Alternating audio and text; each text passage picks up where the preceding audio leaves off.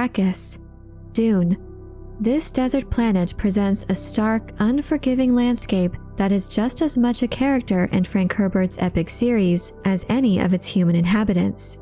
At the heart of Dune's intersection of politics, religion, and ecology lies the humble desert mouse, known by the Fremen as Muad'dib.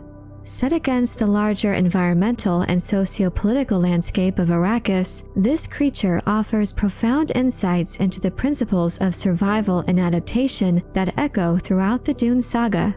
In this video, I'd like to examine this tiny desert creature and how it echoes some of the author's fundamental themes. Spoiler warning if you are unfamiliar with Frank Herbert's Dune. Despite its barren aesthetics, Arrakis actually has a surprising level of biodiversity, with each of its species having uniquely adapted to its harsh conditions. Before its transformation due to the discovery of the spice melange, it was designated His Imperial Majesty's Desert Botanical Testing Station. This designation bore testament to a wide array of desert flora, from the towering saguaro and the nourishing date palm to the vibrant sand verbena and the aromatic incense bush. The fauna of Arrakis, too, paints a captivating picture of desert life. The nocturnal kit fox and the soaring desert hawk both have a role in the ecosystem. However, it's the kangaroo mouse, or desert mouse, that stands out. This tiny mammal, with its kangaroo-like hopping and nocturnal habits, embodies the spirit of survival on Arrakis, symbolizing the adaptability and resilience required to thrive on such a challenging world. The native Fremen of Arrakis hold a deep admiration and reverence for this desert mouse, which they call Muad'dib. Their respect for this creature is not just because of its physical adaptability to the harsh desert conditions, but also for the profound symbolic meanings it carries in their culture. Stilgar, a respected Fremen leader, explains the significance of the name Muad'dib when speaking to Paul Atreides. He says, "Muad'dib is wise in the ways of the desert." This underscores the mouse's innate understanding of its surroundings, its ability to navigate the challenges posed by the unforgiving desert, and its resilience in the face of adversity. Stilgar further notes that Muad'dib creates his own water. In Villeneuve's Dune Part 1, this phenomenon is depicted when Paul spots a desert mouse creating and collecting its own water. While its large ears serve not only for thermoregulation, dissipating heat, they also act as a cool surface that promotes condensation. As the warm, moist morning air contacts the creature's cooler ears, water vapor condenses into droplets, similar to dew forming on grass. This allows the mouse to directly harvest and consume moisture from the atmosphere, a crucial adaptation for survival in an arid landscape where water sources are sparse. In the deep desert of Arrakis, where water is the most precious resource, this ability to conserve and create its own moisture showcases the mouse as a master of survival. The Fremen, who have learned to value every drop of water and view its management as an essential life skill, see a reflection of their own survival tactics in the desert mouse. The Fremen create their own water by making use of wind traps, devices placed in the path of prevailing winds so as to reclaim the moisture within the air, where it is then funneled into catch basins for later use. Stilgar also notes that Muad'dib hides from the sun and travels in the cool night. Just as the Fremen have come to respect and fear the unforgiving intensity of the sun, the desert mouse too exhibits a deep understanding of the desert's perils.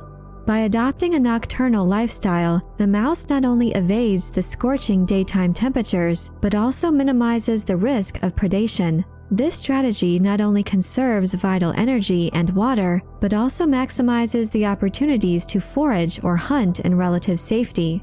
The Fremen, in their wisdom, mirror this tactic. Their movements during the cooler periods are not just a matter of comfort, but a deeply ingrained survival strategy, ensuring minimal waste of precious resources like water and reducing the danger of exposure. In essence, both the Fremen and Muad'dib's nocturnal habits underscore a shared respect and reverence for the rhythms of the desert. The prolific nature of the mouse is also acknowledged in Stilgar's words, "Muad'dib is fruitful and multiplies over the land."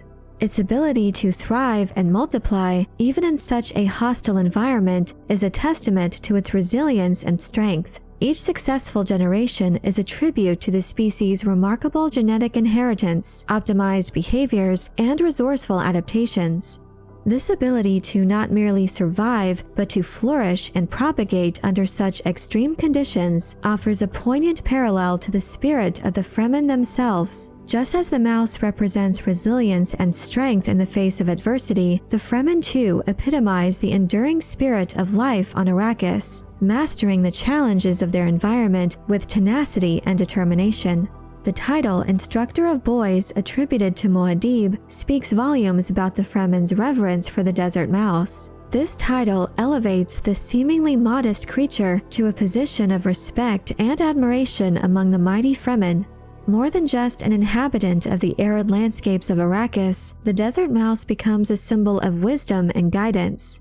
Through its very existence, the mouse instructs Fremen youths in the ways of wise behavior and adaptability. Every movement and survival strategy it employs serves as a lesson for their people, silently communicating the nuances of thriving in such a demanding environment. In this context, Muad'dib is not merely an animal, it becomes a living testament to the desert's secrets, and through its daily endeavors, it educates and shapes each generation of Fremen as they too grow in power and in number as they work to ensure a harmonious existence with the rhythms and challenges of Arrakis.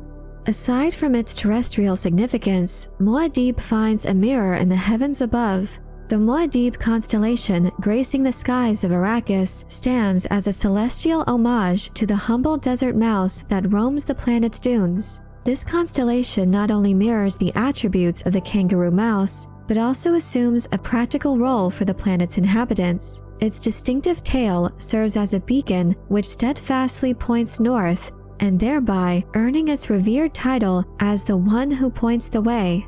Akin to the North Star, this constellation has been invaluable for navigation, especially for the Fremen who traverse the vast desert expanse under the cover of night. Adding to its significance, the image of Muad'dib also adorns Arrakis' second moon, a testament to its deep cultural and spiritual resonance. This moon, the smaller of the two that orbit the planet, was christened Muad'dib by the Zensunis, ancestors of the Fremen, reflecting the enduring reverence and admiration for the desert mouse.